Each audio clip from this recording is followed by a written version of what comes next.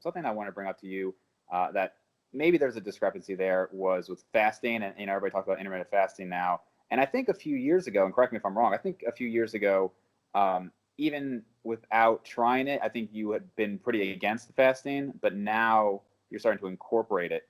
So what made you even want to start incorporating it after you had a pretty strong belief that it was not an effective method? Well, the reason, first of all, I've been misquoted a lot. Okay. But I will say this, what I did say was fasting is not a great way to gain muscle. Okay. Not eating makes it hard to gain muscle. Sure. um, but fasting, I think, is a really interesting thing. And, we talked a little bit about digestive issues. And in the bodybuilding community, I mean, it is rampant with digestive issues. I mean, like I work with all different kinds of athletes, but bodybuilders are the ones that have all the stomach issues Yeah. from just power shoving food constantly with no thoughts to digestion, et cetera. So, a few years back, I thought, you know what, man, you know what might be really good for digestive relief is just don't eat. Logically, let's just Yeah. don't eat, man. Let's just give your digestive system a break and not eat. And I was uneducated in some of the aspects of it. Okay, what's going to happen to muscle? Are you going to lose your muscle? Because there was a time when I thought, yeah, the muscle is just going to melt off your body. And I did a lot of research and I figured out, you know what? You're not going to lose muscle from doing a fast. The fasting, by the way, that I really like is 24-hour fasting. I Right. really like 24-hour fast every 7 to 10 days. So, and then the other thing is I'm a big believer in kind of fine tuning your, hey, hang on for 1 second. Hey, Sure. guys, I'm on a call. So one of the other things that I really like to stress to people is the importance of insulin sensitivity and the ability to drive nutrients in the muscle cells, and so kind of not in the fat cells. So how do you kind of manage the relative sensitivity of a muscle cell, insulin sensitivity of a muscle cell and a fat cell? And these short fasts are powerful, man. A 24-hour fast, it's amazing. You can do a 24-hour fast, eat a couple meals, and go train and get a pump like you've never got before. Mm. And I mean, um, I'm not saying that one 24-hour fast will cure all kinds of insulin issues with sensitivity, but it seems to be a very good tool. And I would encourage people to try it for yourself. I thought about, well, what's going to get used for energy? Is it going to be protein? And am I going to, burn up amino acids? Well, no, you're going to burn carbohydrates, probably glucose for maybe 24 hours, and maybe dip into some, some fat, burn it. That's this whole ketone body thing, BHB Yeah. salts and all that. So, long story short, is a lot of the things that I had issues with fasting, losing your muscle and all that, they turned out to not be true. And so that's why you see a little bit, you don't see a little bit, you see a very different perspective of mine on fasting now. Because I believe that the one step back will get you 2 steps forward. And again, I'm more into the 24-hour fast. I still have some issues with the intermittent fasting because here's the other thing I want to share with you. So one of the hard things about being a coach and getting people down to kind of superhuman levels of body fat is the big thing now is people just talk about you just need to be in a caloric deficit. Like that's all that matters. And yeah, it does matter. But that is a lot of the people in the scientific community say that's all that matters. You just keep pushing calories down. But there's a point where you do that where it's no man's land. Like it's the point of no return. There's no calories left to take out. Right. The metabolic rate slows down so much, there's nothing more you can do except literally starve someone. So here's the beauty of fasting. When you don't eat, your metabolic rate doesn't slow down.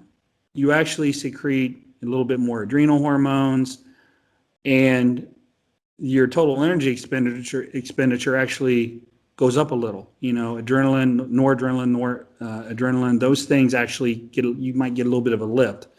How much of a lift?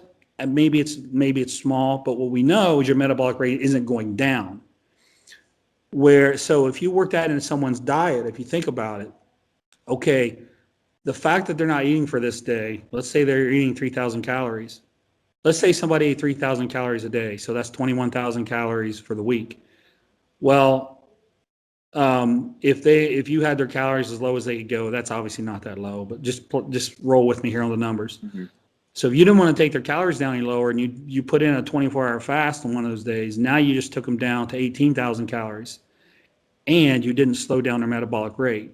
Those other 6 days, you kept their calories up.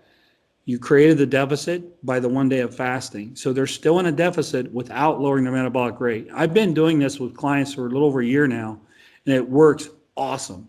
And it's more suited toward the people who struggle, who hold on to their body fat a little tighter, and to the people whose metabolic rate adjusts very quickly to lowering calories. Sometimes you can lower somebody's calories, and then boom, their metabolic rate adjusts so quick they don't really see a lot of change.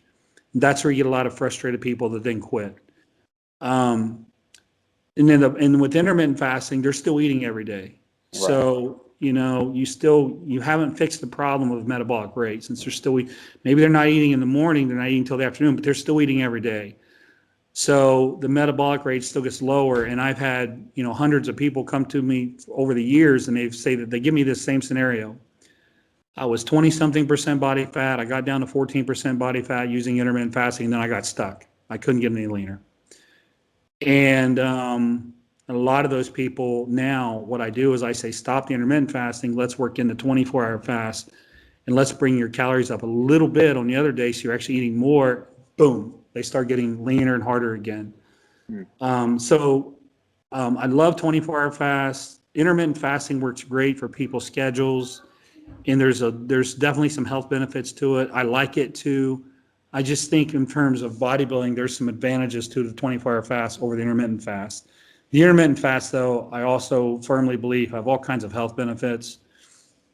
And I think just in general, when you're giving your body a break, letting your digestion system rest, I think that's a good thing in general. And that's why I'm pro. That's why I'm pro fasting now. It's more of that. Mm. And I've worked this into many bodybuilders, and I think I'm influencing some of the other coaches now because now it's popping up and everybody's starting to, hey, let's try this 24-hour Right. fasting. And people are saying like, man, I feel so much better. My stomach feels better. It feels tighter. It feels sucked in better. So I think we're on to something here. I don't have any studies to back me up with 24-hour fasting. What I've had to do was the research I've done was more on long-term fasting, and I had to look at the results at the 24-hour point. And most of them were looking at maybe like a 72-hour fast. Yeah. So I just looked at it at the 24-hour point. Okay, what was going on up to this point? So there's no studies that have been 24-hour fast for what I'm looking for. So I've had to kind of create my own scenarios and draw my own conclusions. Yeah, it's a really interesting topic. I've done both, the 24 hours and then like the 16/8. I think they're both great for, like you said, to kind of like give the GI system a little break there. Also, just I know you're big on having a balance with life and bodybuilding. And sometimes when you just don't have to eat all day, it allows you to, like, I'm way more productive when I've done a 24-hour fast and just, not having to stop, prep food, cook, eat. It's just, you realize Absolutely. like how much time goes into eating that much. Absolutely. And it's funny, man, because all through the years, I've obviously competed a long time, and you get this stuff beat into your head. Like every 3 hours, you got to eat. Mm. So you train your body to get hungry, but you don't really need to eat that much that often. Right. So for 30 years, I'm eating every 3 hours. And when the 3 hour point passes, I'm getting nervous. I'm like, oh my God. Yeah. But now, my kids have football practice. Maybe I won't eat for 5 hours. You know what? It's okay. It's no big Yeah. deal.